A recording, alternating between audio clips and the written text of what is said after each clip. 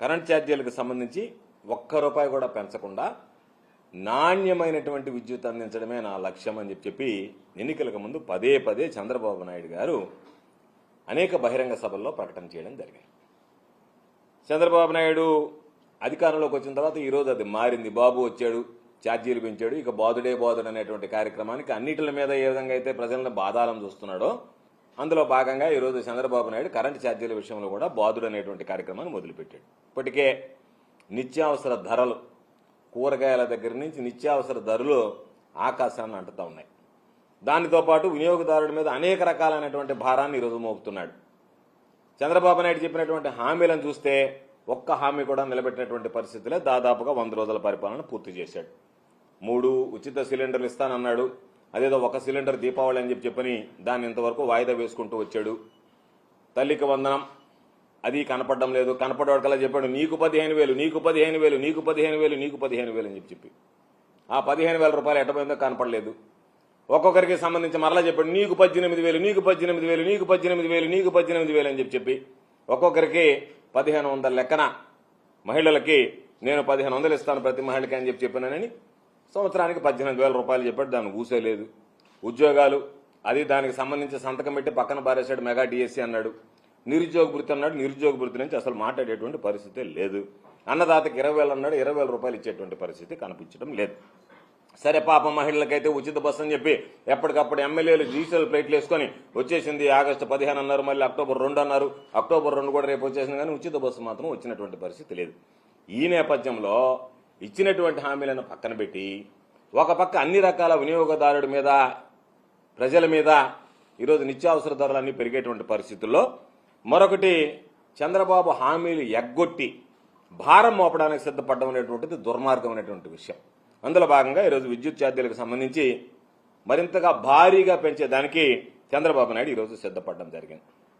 బహుశా అందరికీ గుర్తుండి ఉంటుంది, చంద్రబాబు ప్రతిపక్షంలో ఉన్నప్పుడు ఎల్లో మీడియా అసలు ఆకాశమే హద్దుగా జగన్మోహన్ రెడ్డి గారి మీద ఈ కరెంట్ ఛార్జీలకు సంబంధించి అనేక రకాలైనటువంటి దుష్ప్రచారం చేసింది.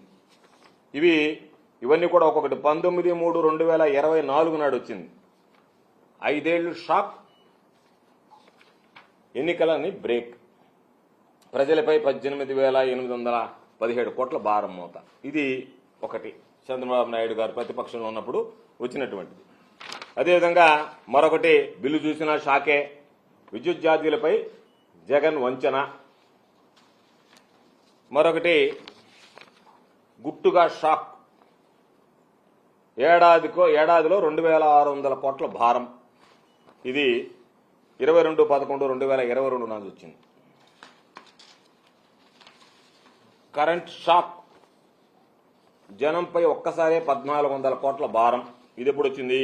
31/3/2022 వచ్చింది.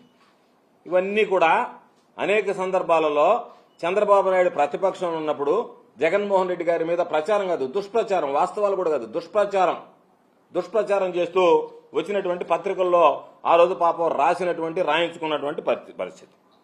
సరే, లెక్కలేనని ఇటువంటి తప్పుడు వార్తలు రాశారు, దాంట్లో ఇవి కొన్ని అనేటువంటిది మనందరికీ తెలిసినటువంటి విషయం. అయితే ఈ రోజు మనం అడగాల్సింది, చంద్రబాబు నాయుడు ఇచ్చినటువంటి హామీని నిలబెట్టుకుంటున్నాడా లేదా మోసం చేస్తున్నాడంటే ఒక్క మాటలో చెప్పాలి అంటే ఈ రాష్ట్రంలో ప్రజల్ని మోసం చేయడంలో బ్రాండ్ అంబాసిడర్ ఎవరన్నా వ్యవహరించాలి అంటే అది చంద్రబాబు నాయుడు అనేటువంటి వ్యక్తికి తప్ప, ప్రజలను మోసం చేయడంలో బ్రాండ్ అంబాసిడర్ ఎవరు అంటే చంద్రబాబు అనేటువంటిది ఈరోజు ప్రతి ఒక్కరికి తెలిసినటువంటి విషయం. ఎన్నికలకు ముందు ఏం చెప్పావు?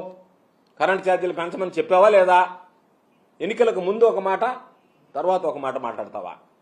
ఎప్పటికప్పుడు మాట మార్చేటువంటి నైజం ఏమైనా సరే అది అసహ్యమని చంద్రబాబుకి అనిపించడం లేదేమో తెలియదు, కానీ ప్రజలకి చంద్రబాబు నాయుడు మాట్లాడడం చూస్తేనే, ముఖం చూస్తేనే అసహ్యం వేసేటువంటి పరిస్థితి ఏర్పడింది. ఎందుకు చెప్పామంటే చంద్రబాబు నాయుడు ముందు ఒక మాట మాట్లాడతాడు ఎన్నికలకి, తర్వాత ఒక మాట మాట్లాడతాడు. సరే, ప్రజల పాపం చంద్రబాబు నాయుడిని గొర్రె కషాయం వండి నమ్మినట్టుగా మొన్న ఏదో పాపం నమ్మి మళ్ళా ఓట్లు వేశారు, గెలిపించారు, చంద్రబాబు నాయుడు ముఖ్యమంత్రి అయ్యాడు.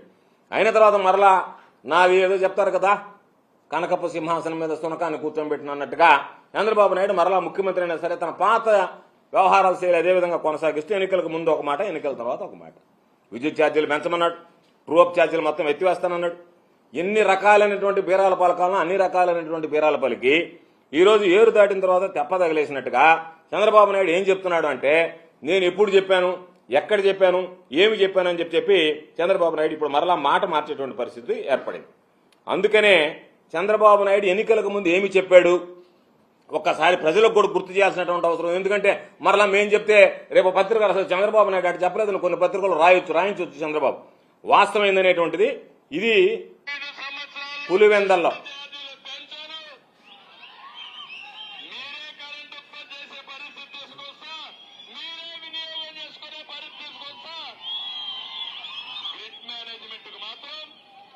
నేను కనెక్టివిటీ పెడతా, డెఫిషిట్ వస్తే సర్ప్లస్ వస్తే మేనేజ్మెంట్ నేను చేస్తా.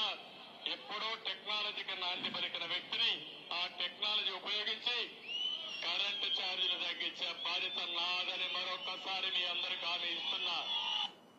ఇది ఎప్పుడు పులివెందల్లో ఆగస్టు 2వ తేదీ 2024 చెప్పినటువంటి మాట ఏమిటి అంటే కరెంట్ ఛార్జీలు పెంచడం తగ్గిస్తానని చెప్పాడు. అసలు టెక్నాలజీకి నేనే ఆద్యుణ్ణి సాధారణంగా చెప్తాడు కదా, తుఫాను నంచి వేశాను, టెలిఫోన్ కనిపెట్టాను, ఇంకా రకరకాలైన చెప్తుంటాడు కదా.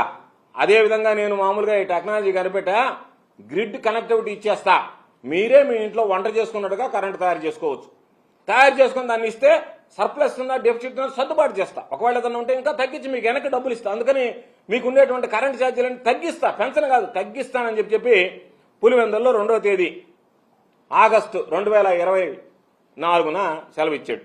బాగానే ఉంది. అయిపోయిన తర్వాత ఇంకొకటి 19/1/2024 వెంకటగిరిలో మన నెల్లూరు జిల్లాలో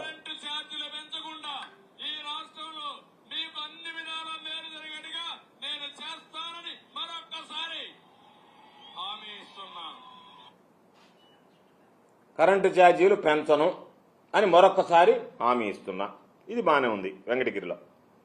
తర్వాత అన్నీ అయిపోయిన తర్వాత పాపం చంద్రబాబు నాయుడు మాట్లాడినటువంటి మాటలు నూరు ఎట్ట తిప్పుతాడు చంద్రబాబు నాయుడు అనేదానికి ఇది ఒక ఉదాహరణ.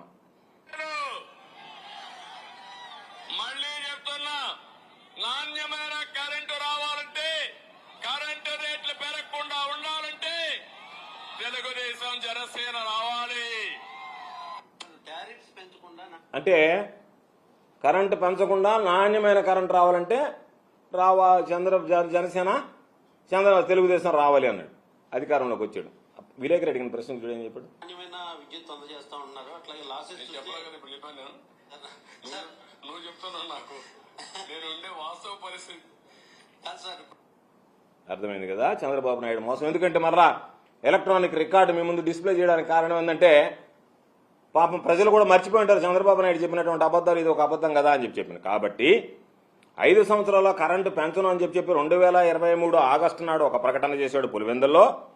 జనవరి 9, 2024 నాడు వెంకటగిరిలో ఒక ప్రకటన చేశాడు. అదేవిధంగా నాణ్యమైనటువంటి కరెంటు రావాలంటే జనసేన వస్తే తప్ప నాణ్యమైనటువంటి కరెంటు రాదు అని చెప్పి ఇవన్నీ కూడా చంద్రబాబు నాయుడు ప్రతిపక్షంలో ఉన్నప్పుడు ఎన్నికలకు ముందు ఇచ్చినటువంటి హామీలలో రకరకాలైనటువంటి మాటలు. అదేవిధంగా చెప్పాడు. మీడియా అడిగితే మీరు సార్ ట్రూఅప్ ఛార్జీలు పెంచకుండా భారం పడకుండా మీరు నాణ్యమైనటువంటి కరెంట్ ఇస్తారు కదా అంటే నేను ఎప్పుడు చెప్పాను, నువ్వు చెప్తున్నావు కానీ అని చెప్పి వెంటనే మార్చాడు. బహుశా చంద్రబాబు నాయుడు పోయిన జన్మలో గ్రామఫోన్ రికార్డులు మార్చిన దాంట్లో కంపెనీలో పనిచేసి ఉండాలా. ఎందుకంటే అంత సులువుగా మాట మార్చడం అనేటువంటిది కాదు. వాళ్ళు ఏం చేస్తారు, వేసిన మరి ఈ పాట బాగలేదంటే తీసి వేరే ప్లేట్ వేస్తారు. ఆ ప్లేట్లు మార్చినటువంటి వాసన ఇంకా పోనట్టు ఉంది చంద్రబాబు నాయుడు గారికి. అందుకని ఇప్పుడు మాటలు మారుస్తున్నాడు. అప్పుడు ప్లేట్లు మార్చుంటాడు పోయిన జన్మలో. అంత తొందరగా ప్లేట్ మార్చినంత తొందరగా మాట మార్చడం అనేటువంటిది బహుశా రాజకీయ జీవితంలో ఎవరు చేయలేనటువంటి పని. చంద్రబాబు నాయుడు కళ్ళు ఆర్పకుండా, కళ్ళు మూత వేయకుండా నిట్ట నిలువున అబద్ధం చెప్పగలడు, నిట్ట నిలువున జనాన్ని మోసం చేయగలడు. అందులో భాగమే ఈరోజు కరెంటు ఛార్జీలకు సంబంధించి నేను పెంచను అని పదే చెప్పి ఈరోజు దాదాపుగా మరలా కరెంటు ఛార్జీలకు సంబంధించి కరెంటు ఛార్జీల విషయంలో చంద్రబాబు నాయుడు మాట తప్పి ప్రజల నడ్డి వేరవడానికి ఈరోజు పూనుకున్నటువంటి సంఘటన అని చెప్పి ఈ సందర్భంగా తెలియజేస్తున్నాను. ఎందుకు ఈ మాట చెప్పామంటే ప్రభుత్వం వచ్చి 4 నెలలైంది. 100 రోజుల పరిపాలన పూర్తి చేశాడు. 100 రోజుల పరిపాలనలో ప్రజలు నేను 100 రోజులకు సంబంధించి నా రికార్డు మొత్తం మీ ముందు పెడతాను, 100 రోజుల పరిపాలన అన్నాడు. 100 రోజుల రికార్డు పరిపాలన పెట్టాడు. 100 రోజుల రికార్డు పరిపాలనకు సంబంధించి ఏమీ చెప్పుకోలేక వెంకటేశ్వర స్వామిని అడ్డు పెట్టుకుని రాజకీయం చేయడానికి ఆ రోజు దుర్మార్గానికి 100 రోజుల సంబంధించినటువంటి దాంట్లో ఎమ్మెల్యేలందరి ముందు దాడికి దిగాడు. అయితే ఈరోజు 100 రోజుల పరిపాలనకు సంబంధించి చంద్రబాబు నాయుడు ఇచ్చినటువంటి కానుకేంది ప్రజల కంటే ఇదిగో విద్యుత్ అనేటువంటి పిడుగు ఒకటి ప్రజల మీద వేయడానికి సిద్ధపడి 100 రోజులు పూర్తి కాగానే ఈరోజు విద్యుత్ ఛార్జీలు పెంచడానికి సిద్ధపడ్డాడు. ఈరోజు ఒకసారి చూస్తే ఈరోజు డిస్కంలు ప్రతిపాదించాయి. ఏం ప్రతిపాదించాయి? ఎంతవరకు ఉండాలంటే ప్రజలు ఎంతవరకు ఈరోజు వసూళ్లకు సంబంధించి ప్రజలకి మొయ్యలేనటువంటి భారం పడేటువంటి విధంగా ఈరోజు డిస్కంలో ప్రతిపాదించాయి. అంటే డిస్కంలో ప్రతిపాదించాయి అంటే ప్రభుత్వం ఆ ప్రతిపాదనలు రమ్మని ఉండాలి. దాన్ని మేము ఆమోదిస్తాము, మీరు ప్రతిపాదించండి, అందరికి సంబంధించి బాధుడేద్దామని చెప్పాను. దాని ప్రకారం ఒక్కసారి చూస్తే ఎఫ్పిపిసిఏ అంటే fuel and power purchase cost adjustments ఏదైతే ఉందో దానికి సంబంధించినటువంటి ఛార్జీలు ఒక్కొక్క డిస్కంలో ఒక్కొక్క విధంగా ఉంటాయి. ఒక దగ్గర తక్కువ ఉండొచ్చు, ఒక దగ్గర ఎక్కువ ఉండొచ్చు. అదేవిధంగా ట్రాన్స్మిషన్ అండ్ డిస్ట్రిబ్యూషన్ లాసెస్ ఉంటాయి. వీటి రెంటిని కలిపి సర్దుబాటు ఛార్జీలు, దాంట్లో ఉన్నటువంటి ట్రాన్స్మిషన్ అండ్ డిస్ట్రిబ్యూషన్ సంబంధించినటువంటివి ఇవి కలిపితే దాదాపుగా నష్టాలు ఈ రోజు ఉన్నటువంటి లెక్కల ప్రకారం 7.99% నుంచి 10.9 వరకు ఈరోజు దాదాపుగా ఉన్నాయి. వీటికి సంబంధించి డిఫరెంట్ డిస్కంలకు సంబంధించి ఉన్నటువంటి వాటికి ఉన్నటువంటి దాని ప్రకారం లెక్కేస్తే 4 క్వార్టర్స్కి 4 త్రైమాసికాలకు సంబంధించి ఒక్కొక్క యూనిట్ ధర ఎంత పెరుగుతుందంటే ₹4.14 నుంచి ₹6.69 వరకు పెరిగేటువంటి ప్రమాదం ఏర్పడింది. ఒక దగ్గర ఒక డిస్కంకు సంబంధించినటువంటి దాంట్లో ₹4.14 అయితే ఒక దాంట్లో ₹6.69 వరకు కూడా వినియోగదారుడి మీద భారం పడేటువంటి ఇది పెనుభారం పడేటువంటి పరిస్థితిని ఈరోజు తీసుకొచ్చారు. దాదాపుగా ఈరోజు ఒక్కసారి చూస్తే ఎంత ఎక్కువగా ఈరోజు 8,100 కోట్ల రూపాయల భారాన్ని మోపడానికి ఈ విధంగా ఒక క్వార్టర్కు 4 క్వార్టర్లకు సంబంధించి ₹4.14 నుంచి ₹6.69 ఒక్క యూనిట్ ఛార్జీకి పెరిగితే ప్రజల మీద మోపనున్నటువంటి భారం అక్షరాల 8,100 కోట్ల రూపాయల భారం. ఈ రోజు తీసుకున్నటువంటి నిర్ణయంతో, భవిష్యత్తులో తీసుకునేటువంటి నిర్ణయాలతో కాదు, ఈ రోజు తీసుకున్నటువంటి నిర్ణయం ప్రకారం 8,100 కోట్ల రూపాయల భారం పడేటువంటి పరిస్థితి ఏర్పడింది. ఎందుకంటే ఎందుకు చెప్తున్నామంటే డిస్కంలకు సంబంధించినటువంటి ఇంధన సర్దుబాటు ఛార్జీలు ఉంటాయి. ఆ ఇంధన సర్దుబాటు ఛార్జీలని చంద్రబాబు నాయుడు గతంలో ఇవ్వకుండా వెళ్ళిపోయాడు, అన్నిటికీ బకాయిలు పెట్టాడు, డిస్కంలన్నీ కొలాప్స్ అయిపోయినాయి. అటువంటి పరిస్థితుల్లో వైఎస్ఆర్ కాంగ్రెస్ పార్టీ అధికారంలోకి వచ్చిన తర్వాత ఆ భారమంతా వైఎస్ఆర్ కాంగ్రెస్ పార్టీ ప్రభుత్వం మీద పడితే డిస్కంలు వేల కోట్ల రూపాయల అప్పుల్లోకి వెళ్ళిపోతే వాటికి సంబంధించి చంద్రబాబు హయాంలో వసూలు చేయనటువంటి ట్రూ అప్ ఛార్జెస్ ఏదైతే ఉన్నాయో, ఆ రోజు బకాయిలు ఏదైతే ఉన్నాయో చంద్రబాబు నాయుడు మోసం చేసి బకాయిలు వదిలి వెళ్ళిపోతే వాటికి సంబంధించినటువంటి డిస్కం వసూలు చేస్తే వైఎస్ఆర్ కాంగ్రెస్ పార్టీ ఈ రోజు జగన్మోహన్ రెడ్డి గారు ఛార్జీలు పెంచేశాడని చెప్పి రకరకాలైనటువంటి రాతలు రాయించి రకరకాలైనటువంటి ఆ రోజు ప్రచారానికి దుష్ప్రచారానికి ఒడ్డుగట్టడం జరిగింది. తప్పుడు ప్రచారం చేశాడు. సర్దుబాటుకు సంబంధించినటువంటి ఛార్జీల పేరిట ఆ రోజు మనం ఏదో చేస్తే ఈ రోజు చంద్రబాబు నాయుడు మాత్రం అదే దాన్ని అనుసరిస్తా సర్దుబాటు ఛార్జీలు పిడుగు అని చెప్పి 8,100 కోట్ల రూపాయల భారం వేయడానికి సిద్ధపడ్డాడు. ఒక్కసారి మనం చూస్తే చంద్రబాబు హయాంలో కరెంట్ యూనిట్కు సంబంధించినటువంటి ఆ రోజు వినియోగం తక్కువ. చంద్రబాబు నాయుడు మొన్నేదో వైట్ పేపర్లో రకరకాలైనటువంటి అబద్దాలని మాట్లాడాడు. ఒక్కసారి 2014-15 సంవత్సరానికి చూస్తే చంద్రబాబు నాయుడు విద్యుత్ స్టార్ట్ అయినప్పుడు చంద్రబాబు నాయుడు బాధ్యత తీసుకున్నప్పటికీ డిమాండ్ ఎంత ఉంది అంటే ఈ రాష్ట్రంలో 59,198 మిలియన్ యూనిట్లు ఉన్నాయి. 59,198 మిలియన్ యూనిట్లు చంద్రబాబు నాయుడు 2014లో అధికారంలోకి వచ్చేటప్పుడు ఉంటే చంద్రబాబు నాయుడు దిగిపోయేటప్పటికి 2018-19 వచ్చేటప్పటికి ఆ వినియోగం 63,675 మిలియన్ యూనిట్లకు పెరిగింది. కేవలం 1.9% మాత్రమే సాలినీరు సగటున పెరిగింది. చంద్రబాబు నాయుడు హయాంలో పెరిగినటువంటిది ఆయన ఆవరేజ్ 1.9% వినియోగం కన్సంప్షన్. అదేవిధంగా జాతీయ స్థాయిలో ఎంత పెరిగింది అంటే ఆ హయాంలో 4.5% పెరిగింది. జాతీయ స్థాయిలో విద్యుత్ వినియోగం 4.5% పెరిగితే చంద్రబాబు హయాంలో విద్యుత్ వినియోగం కేవలం 1.9% పెరిగింది. అంటే పాపం రైతులు పెడితే కరెంట్ ఇవ్వలేదు. ఎప్పుడు అడిగినా సరే బ్యాన్ ఉంది అని చెప్పి కొత్త కనెక్షన్ ఎక్కడైతే సబ్సిడీకి ఇవ్వాలనో ఆ కనెక్షన్స్ ఏమీ రిలీజ్ చేయకుండా ఆ డబ్బులన్నీ మిగిల్చుకొని రైతులకు ద్రోహం చేశాడు చంద్రబాబు. అందుకనే ఎక్కడన్నా జాతీయ రేటు 4.5% నేషనల్ యావరేజ్ గ్రోత్ ఉంటే ఇక్కడ ఆంధ్ర రాష్ట్రానికి వచ్చేటప్పటికి చంద్రబాబు హయాంలో 1.9 ఉంది. కానీ చంద్రబాబు నాయుడు మన 2024లో వచ్చి రిలీజ్ చేసినప్పుడు వైట్ పేపర్ రిలీజ్ చేసినప్పుడు ఏం చెప్పాడు? నా హయాంలో 36% అంటే 1.9% వాస్తవంగా పెరుగుంటే మరి ఎక్కడ పెరిగిందో నాకు తెలియదు, కానీ 36% నా హయాంలో కరెంటు కన్సంప్షన్ పెరిగిందని చెప్పి ఆయన డబ్బా కొట్టుకున్నటువంటి పరిస్థితిని చూసాం. ఒక్కోసారి 2014కు సంబంధించినటువంటి దాంట్లో కేవలం మనం చెప్పినట్టుగా 7.6% మామూలుగా ఆవరేజ్న మొత్తం ఎత్తుకుంటే 1.9% పెరిగింది. గ్రాస్ని ఎత్తుకుంటే 7.6% మాత్రమే చంద్రబాబు నాయుడు హయాంలో మొత్తం మీద పెరిగింది. 36% పెరగలేదు ఎప్పుడు కూడా. అయితే ఈరోజు మనం ఒక్కసారి జగన్మోహన్ రెడ్డి గారు ముఖ్యమంత్రి అయిన తర్వాత చూస్తే 2023-24 దగ్గర నుంచి ఏదైతే ఉందో చంద్రబాబు నాయుడుకి సంబంధించి హయాంలో 63,675 మిలియన్ యూనిట్ల నుంచి జగన్మోహన్ రెడ్డి గారు ముఖ్యమంత్రి అయిన తర్వాత కరెంటుకు సంబంధించినటువంటి దాంట్లో సబ్సిడీ మీద రైతులకు ఇచ్చాం. అన్నీ ఇచ్చిన తర్వాత దాదాపుగా 80,151 మిలియన్ యూనిట్లకి జగన్మోహన్ రెడ్డి గారు వచ్చిన తర్వాత పెరగడం జరిగింది. అంటే సగటున వృద్ధి రేటు చంద్రబాబు నాయుడు హయాంలో 1.9% ఉంటే ఓవరాల్ వృద్ధి రేటు 7.6% మాత్రమే చంద్రబాబు నాయుడు హయాంలో ఉంటే జగన్మోహన్ రెడ్డి గారి హయాంలో సగటు వృద్ధి రేటుకు సంబంధించి 4.7% పెరిగింది. నేషనల్ గ్రోత్ ఎంత ఉంది? జాతీయానికి సంబంధించి 4.9% ఉంది.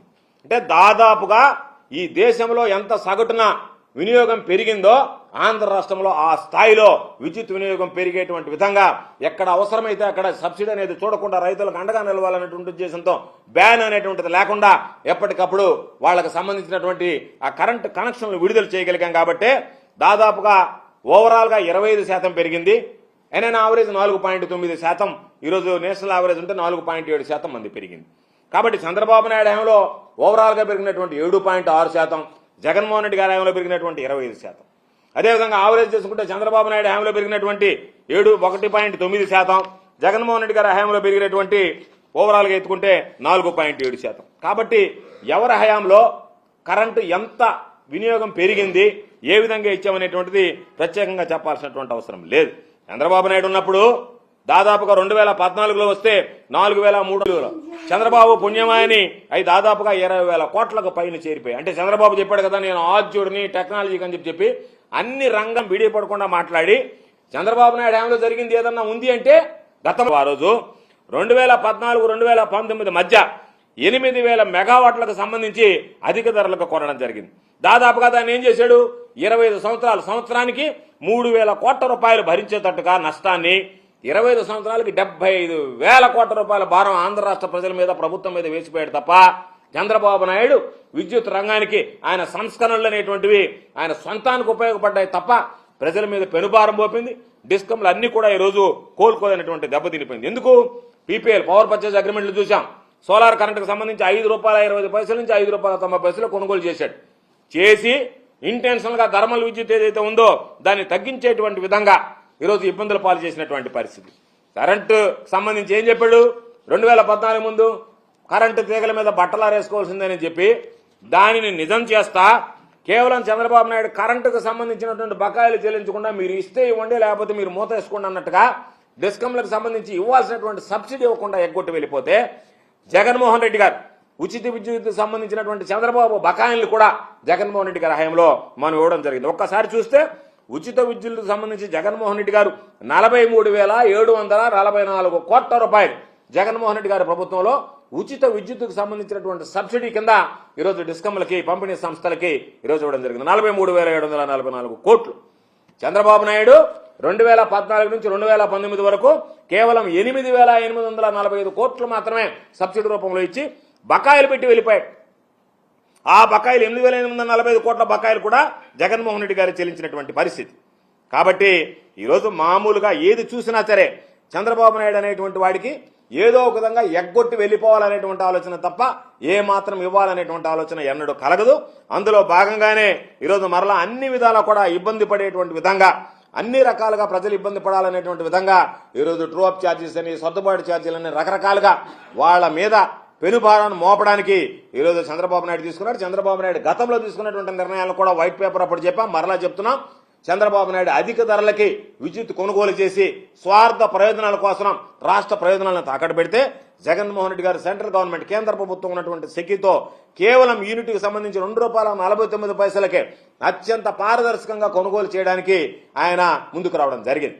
కాబట్టి చంద్రబాబు నాయుడు ఊటీ చేస్తే జగన్మోహన్ రెడ్డి గారు వీలైనంత వరకు దాన్ని సర్దుబాటు చేసి చంద్రబాబు నాయుడు హయాంలో కట్టాల్సినటువంటి ఎగ్గొట్టిపోయినటువంటి బకాయిలతో సహా ఈరోజు జగన్మోహన్ రెడ్డి గారు ఇస్తే చంద్రబాబు నాయుడు దాని మీద రకరకాలైనటువంటి దుష్ప్రచారాలు చేసి మొన్న వైట్ పేపర్ రిలీజింగ్ లో కూడా రకరకాలుగా మాట్లాడి చివరికి ఏ విధంగా తయారయ్యాడు చంద్రబాబు అంటే మరలా ఈరోజు 8,100 కోట్ల రూపాయలు అదన భారం మోపడానికి ఈరోజు చంద్రబాబు నాయుడు సిద్ధపడ్డాడు. ఇది దురదృష్టకరమైనటువంటి సంఘటన. కాబట్టి తప్పనిసరిగా వైఎస్ఆర్ కాంగ్రెస్ పార్టీ పక్షాన ఈరోజు చంద్రబాబు నాయుడుకి మేము చెప్పేది, గతంలో అనేక రకాలైనటువంటి అబద్ధాలు చెప్పావు, ఇస్తానన్ను ఎగ్గొట్టావు, కాకపోగా నేను పెన్షన్లను నువ్వు మాట ఇచ్చి ఈరోజు అధికారంలోకి వచ్చి ప్రజలను మోసం చేస్తా పెనుభారం ప్రజల మీద మోయడానికి సిద్ధపడ్డావు. అది మంచి పద్ధతి కాదు అని చెప్పి హితవు చెబుతూ ఇప్పటికైనా చంద్రబాబు నాయుడు బుద్ధి మార్చుకొని ఏదైతే గతంలో చెప్పామో, ఓట్లు దండుకున్నావో, ఓట్లు వేయించుకున్నావో, ఎన్నికల ముందు హామీ ఇచ్చావో, ఆ హామీకి కట్టుబడి, ఆ హామీ మీద నిలబడి ప్రజల మీద దయచేసి అదనపు విద్యుత్ ఛార్జీలు పెంచకుండా విద్యుత్ బాధుని ఆపమని చెప్పి వైఎస్ఆర్ కాంగ్రెస్ పార్టీ పక్షాన్ని మేము డిమాండ్ చేస్తున్నాం.